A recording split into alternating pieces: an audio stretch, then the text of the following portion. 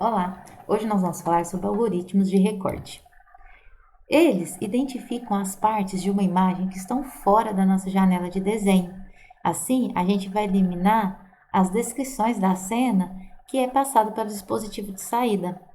Então, a gente pode falar então que a janela de desenho equivale à nossa janela de recorte. Por eficiência, o recorte é aplicado sobre as janelas de desenho normalizadas. Então, para acelerar o processo de recorte, sistemas gráficos convertem a descrição dos objetos para coordenadas normalizadas, normalmente entre 0 e 1 ou entre -1 e 1. Existem vários algoritmos de recorte para pontos, linhas, áreas preenchidas, que são os polígonos, curvas e texto. Os três primeiros, são componentes padrão dos pacotes gráficos, e aí isso resulta em maior rapidez de processamento no caso em que as fronteiras dos objetos forem segmentos de reta. Bom, no caso dos segmentos de reta, vamos pensar num plano 2D. Então, se a gente pensar aí num ponto P com os vértices x e y, ele será apresentado no dispositivo de saída W, se e somente se esse vértice x estiver entre o mínimo e o máximo da coordenada x da janela e o y estiver entre o mínimo e o máximo da coordenada y da janela. Esse processo ele é muito útil para cortes em sistemas de partículas, como nuvens, fumaças e explosões. A gente vai começar falando então, mais especificamente, do algoritmo de recorte de linha em 2D. Ele vai processar cada linha em uma cena por meio de uma série de testes e cálculos de interseção para determinar se uma linha ou parte dela precisa ser desenhada. Então, claramente nessas figuras, a gente observa antes do recorte e após o recorte. Se a linha ela está totalmente fora da janela, obviamente ela não vai ser desenhada. O problema acontece quando uma linha algum ponto está fora da janela de recorte e outro está dentro. Então, nesse caso, é necessário haver uma interseção. A tarefa mais cara, computacionalmente falando, do recorte, é justamente calcular essas interseções, tá? E aí, o objetivo dos algoritmos de recorte é minimizar esse cálculo, então, de interseções. Então, para fazer isso, nós vamos precisar observar os limites da nossa janela de recorte. Então, quando dois pontos limitantes de uma linha estão dentro da janela, no caso, por exemplo, P1 e P2, aqui no nosso exemplo, a linha está completamente dentro. Então, eu vou desenhar ela sem problemas. Agora, quando os dois pontos limitantes estão fora de qualquer uma das quatro fronteiras da minha janela, que no meu exemplo aqui eu tenho o P3 e o P4 formando uma linha, o P9 e o P10 formando outra linha, a gente diz que ela está completamente fora. Agora, se nenhum desses outros testes que nós fizemos derem êxito, se eles falharem, o segmento da linha, então, vai intersectar alguma fronteira da minha janela de recorte, e aí, nesse caso, vai ter que haver uma interseção. É o caso aqui da linha P5, P6, a P7 e a P8. Então, nessa linha, a gente tem a proposta aí do algoritmo do Cohen-Sutherland, que é um dos primeiros algoritmos para acelerar o processo de recorte. Ele foi desenvolvido na década de 60, no trabalho do simulador de voo de Dan Cohen e Ivan Sutherland, e o tempo de recorte é reduzido executando mais testes do que cálculos. Então, primeiro a gente faz testes para ver a fronteira e aí depois a gente então faz as interseções onde realmente é necessário. Para isso, a gente vai ter então um conjunto de bits, tá? Que a gente vai chamar aqui de código, vai ter o código da região que é cada bit, mas a gente vai ter um mapa de bits para mapear e cada um representando um lado da fronteira, né? A esquerda, a direita, a parte de baixo e a parte de cima. E aí, a gente formando isso, a gente vai conseguir, então, saber exatamente aonde a gente vai precisar fazer a interseção. Bom, esses bits, obviamente, são o 0 ou 1, e aí o 0 vai significar dentro da fronteira e 1 quando ele estiver fora dessa fronteira, fora ali do limite da janela, mínimo e máximo do x e do y. Então, aqui, imaginando que essa área azul é a nossa janela, e aí a gente chama de janela de recorte, então a gente tem o x mínimo, o x máximo, y mínimo, y máximo. Então, veja que tudo que está dentro desse limite vai ficar 0, 0, 0. E aí, por exemplo, se eu olhar aqui para a minha esquerda, Lembra que esse bit aqui é o código da esquerda. Então, se ele está igual a 1, é porque o ponto que foi desenhado aqui, ele está o lado esquerdo fora, mas em cima ele está dentro, embaixo ele está dentro e da direita ele está dentro. Aqui nesse caso, se o ponto partir daqui, ele está fora do lado esquerdo, mas ele está dentro do lado direito da tela, mas ele está fora da base dessa janela, mas está dentro do topo. Então, veja que aqui é o mapeio, no final eu tenho 9 regiões, considerando que se for tudo zero, eu estou totalmente dentro. Agora, se tiver um em alguma das regiões, aí eu tenho que verificar em qual posição que esse bit está do meu mapeamento para eu falar se ele está fora em cima e na esquerda, ou em cima na direita, ou somente em cima, ou se ele está só do lado esquerdo, se ele está só do lado direito, ou se for embaixo, se ele está fora só embaixo, ou se ele está fora embaixo na esquerda, embaixo na direita, para a gente depois fazer as interseções.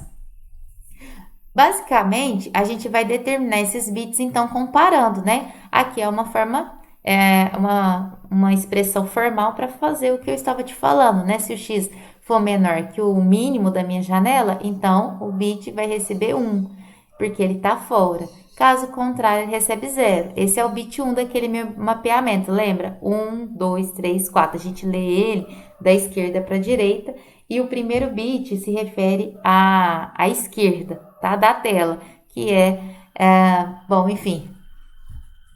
Então, aqui a gente tem para o segundo bit, que é no caso da direita, o caso da base, que é o bit 3, e o topo, que é o bit 4. Aqui tem um exemplo, tá? Já visual mesmo, com valores para os pontos. Então, a gente tem uma janela que iniciou em 0, 0 e 50, 50. Então, x mínimo é 0, x máximo é 50 e a mesma coisa para o y. E aí, eu tenho um ponto em menos 5 e 1 para menos 5 para x e 1 para y. E o P2 em 20 para x e 25 para y.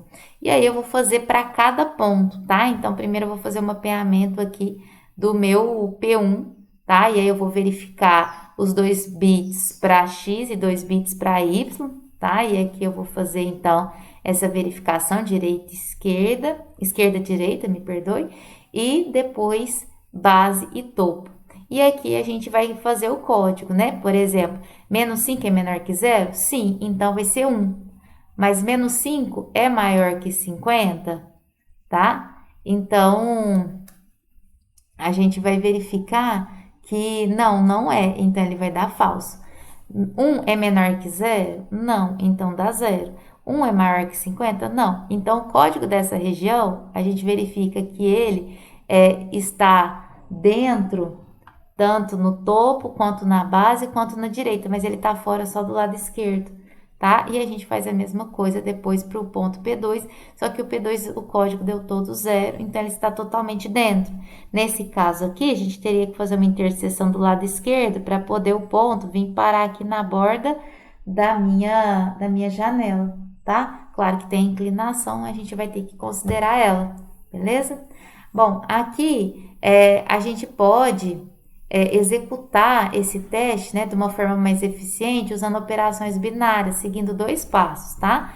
Primeiro, a gente calcula a diferença entre as coordenadas dos pontos e as fronteiras da janela e a gente usa o sinal resultante para definir o valor do código. Então, se for negativo, vai ser o bit 1 e se for positivo, é o bit 0, tá? E aqui está um exemplo, ó, menos 5 menos 0 dá menos 5, então a gente ativa o bit 1. 0 menos menos 5 dá 5, então é 0. 1 menos 0 é 1, então dá 0. 50 menos 1, 49, então dá 0. E veja que é o mesmo código que nós obtivemos anteriormente para o mesmo exemplo, é só uma forma diferente da gente fazer esse mapeamento. Você escolhe a que você achar melhor. Quantos menos cálculos houver, melhor para a gente, né? Uma é operação condicional e aqui é operação de soma simples, né? Bom, com base desses códigos, é possível então determinar se uma linha está completamente fora ou dentro da janela. Linhas completamente dentro têm seus pontos definidos como 0, 0, 0, como a gente conversou. Agora, linhas que tenham 1 nas mesmas posições dos pontos finais está completamente fora da janela de recorte, tá? Então, se ela tiver 1 né, as dois pontos, tanto o P1 quanto o P2, tiver um, por exemplo, aqui nessa região, essa região define o primeiro bit, né, define a esquerda, que vai ser desse lado, tá completamente fora. Se tiver um, né, nessa extremidade aqui, é porque ela tá no topo, né, ela tá totalmente em cima. Se tiver um nas duas aqui, tanto na linha, no ponto 1 quanto no ponto 2 da linha, ela vai estar totalmente embaixo. E se for nesse bit aqui, ela vai estar totalmente à direita. Então, a gente vai precisar observar essas questões, tá? Para poder saber se a linha está totalmente fora ou totalmente dentro. E se ela não entra em nenhuma dessas condições, é porque tem uma interseção. Então, vamos ver como que isso funciona melhor, né? Bom, se a linha é totalmente visível, tá aqui um pseudocódigo que a gente poderia fazer. Primeiro a gente faz aquela soma, tá? E aí, se tanto a soma do primeiro ponto, tá? Quanto a do segundo ponto for zero, então a linha é totalmente visível. Agora, se a linha é invisível, nesse caso ela vai estar totalmente à direita, à esquerda, acima ou abaixo. E aí a gente verifica. Vamos fazer agora a soma por código, né? Do P1 e P2. E aí a gente divide por 2 aqui para poder ir somando aqui, né, com o inteiro, porque de tal modo que se no final esse for tudo zero, então a linha ela é invisível. Caso contrário, ela está dentro da área de recorte e vai haver uma interseção, que é esse terceiro passo, tá? E aí a gente entra na questão da interseção, né? A gente vai precisar, então, pensar, ó, a interseção é feita para cada fronteira. Então, primeiro você vai olhar à esquerda, por exemplo, e aí você está olhando esse ponto P1, P2. E aí, você fazendo a interseção da esquerda, você verifica, então, que esse P2, ele vira P2', que ele vai ter que bater aqui nesse limite da nossa janela. No caso aqui do topo, né, ele ainda continua fora, então eu precisei fazer uma outra interseção de modo que ele ficasse aqui no topo também, tá, da minha janela.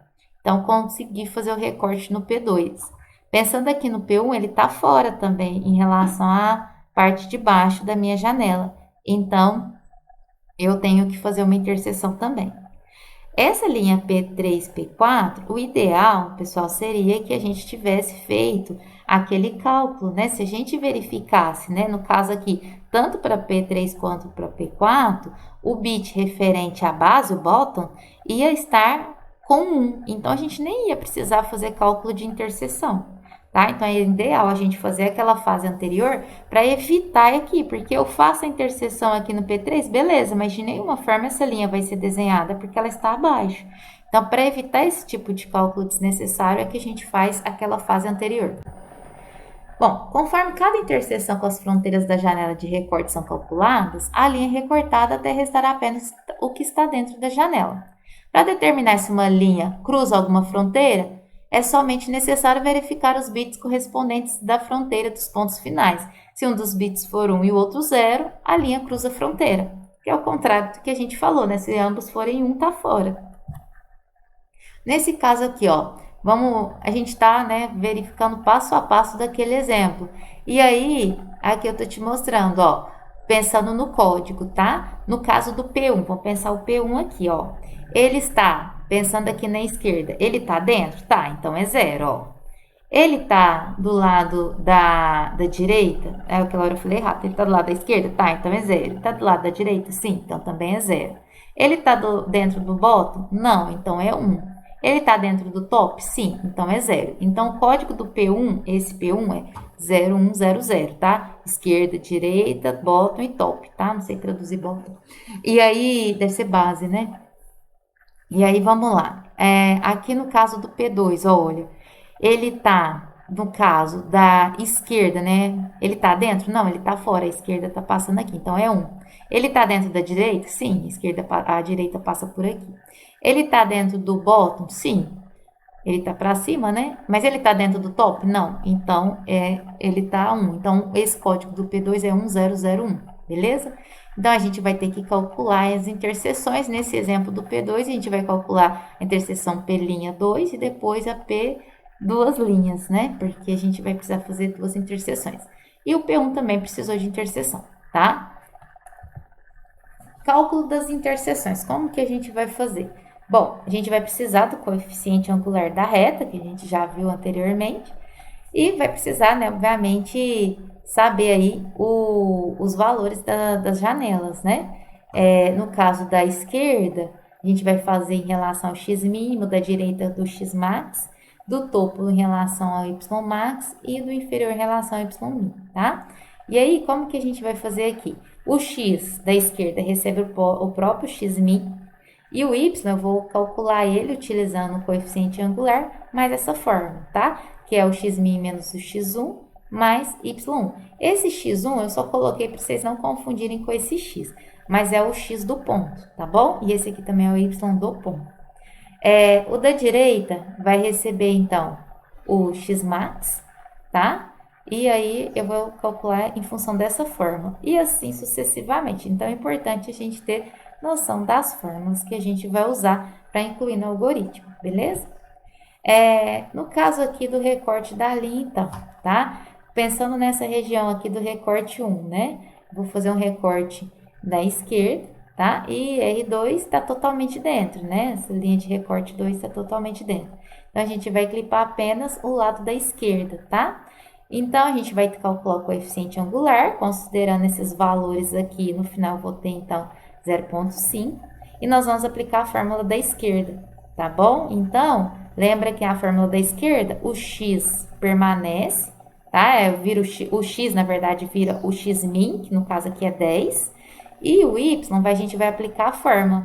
Então, vai ser igual o m vezes o x min menos o x1 mais y1. Então, vai ser 0,5 vezes 10 menos 5, tá? 5 porque esse 5 aqui do ponto, mais o 12, né? Que é o y, que é o x1, que é o y1, desculpa, em que é o 12, né? Que é esse valor aqui.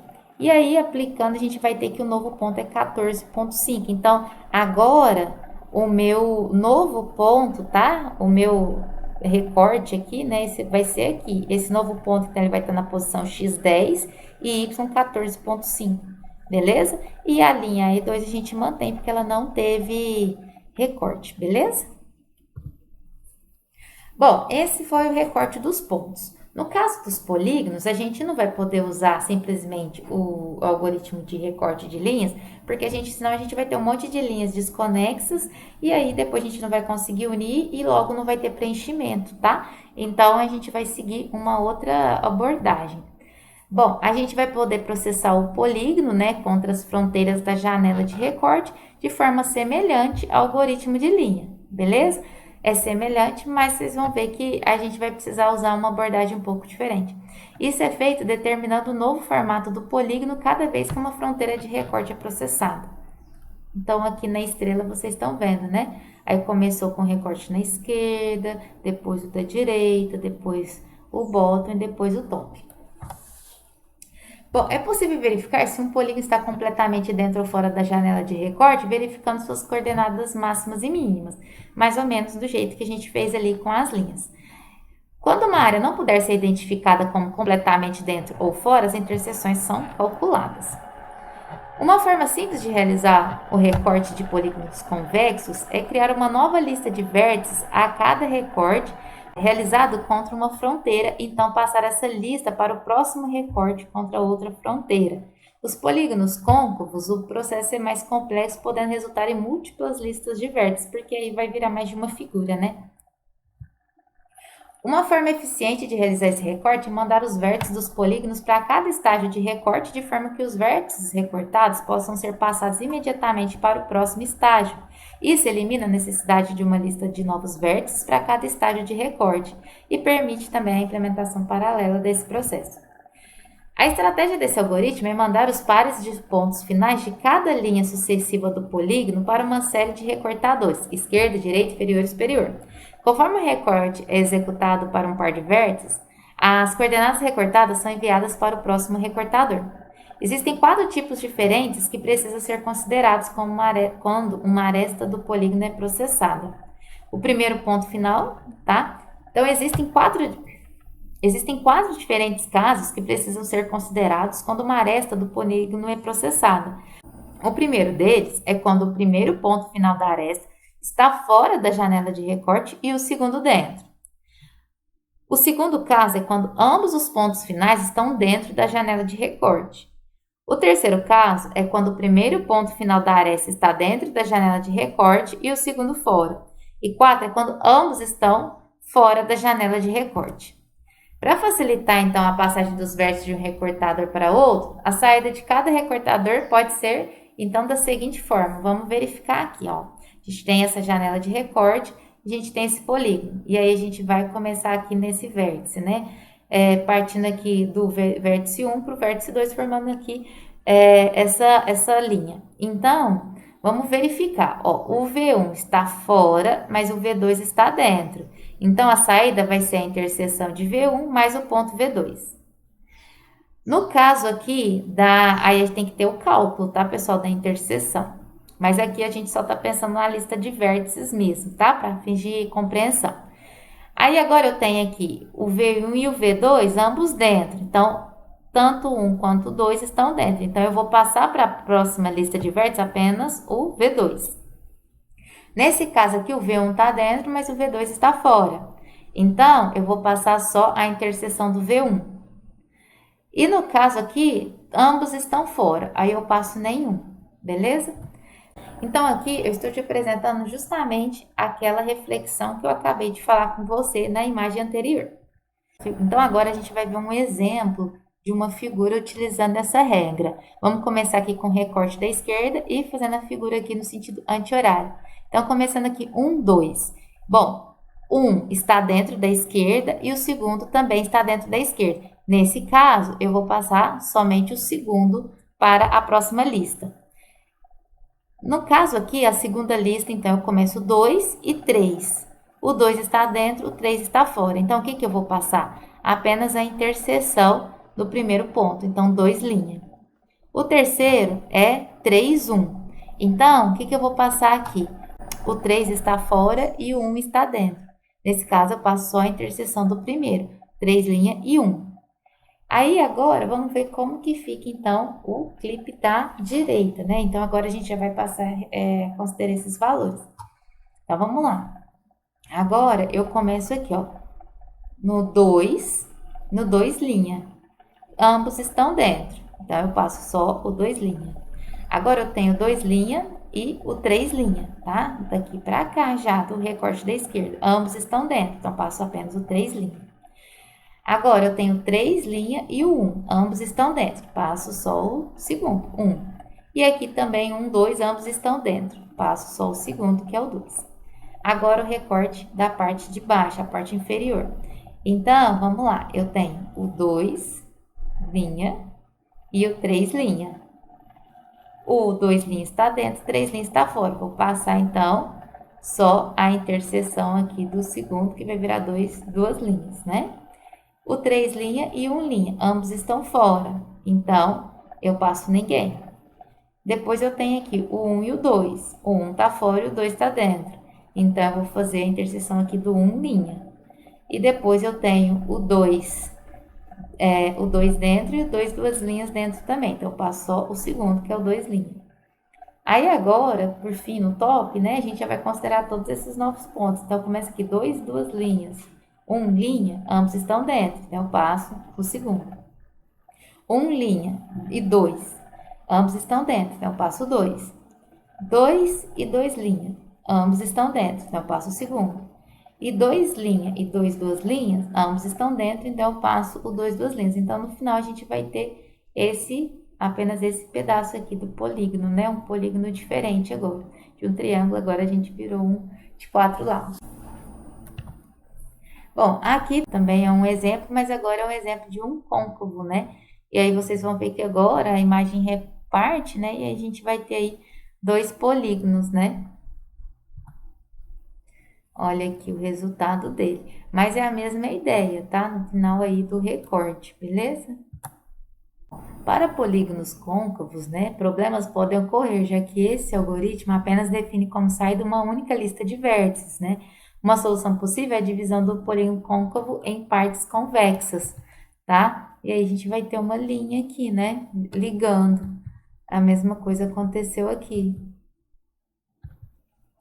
Bom, aqui eu já tem um exemplo, tá? Para polígonos côncavos, tá? O que vai acontecer é que vai ter uma linha aqui que liga, né? No caso aqui, o P1 linha com P2, com P5, duas linhas aqui. Então, vai ter uma ligação nesse parecido com dessa imagem aqui, tá? Porque a gente vê que nos polígonos côncavos, né, a gente pode ter esses probleminhas, porque esse algoritmo, né, do Sutherland-Hodgman, ele retorna apenas uma lista, né, de vértices, tá? E uma possível solução seria, então, a divisão desse polígono côncavo em partes convexas, tá? Além desse, a gente tem os algoritmos de recortes de curvas, tá? No caso das curvas, elas podem ser recortadas usando abordagens parecidas com a que a gente falou agora. Então, se forem aproximações poligonais, o recorte é o mesmo utilizado aí no algoritmo do Cohen-Hodgman.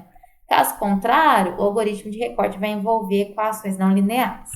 No caso de texto, tem várias formas, tá? Aí, existem aquelas que se tiver algum caractere fora, simplesmente não é desenhado. Existem aquelas que se tiver alguma letra que intersecta alguma das fronteiras dessa letra é ignorada. E tem o mais refinado, que é se alguma letra cruza, né, a fronteira, é um recorte na letra, que é o mais, né, o mais refinado, tá? Mas com certeza o mais caro também. No caso da OpenGL, para a gente definir então os limites da nossa janela de recorte, né? Mais uma vez a gente vai usar o método Glue Ortho 2D. Ok, pessoal? Então, sobre recortes é isso. Faço meus agradecimentos aí para a montagem do material ao professor Fernando da USP e o Alexandre Cardoso da UFO. Espero que vocês tenham compreendido e agora vocês já podem fazer os exercícios. Um abraço, até a próxima.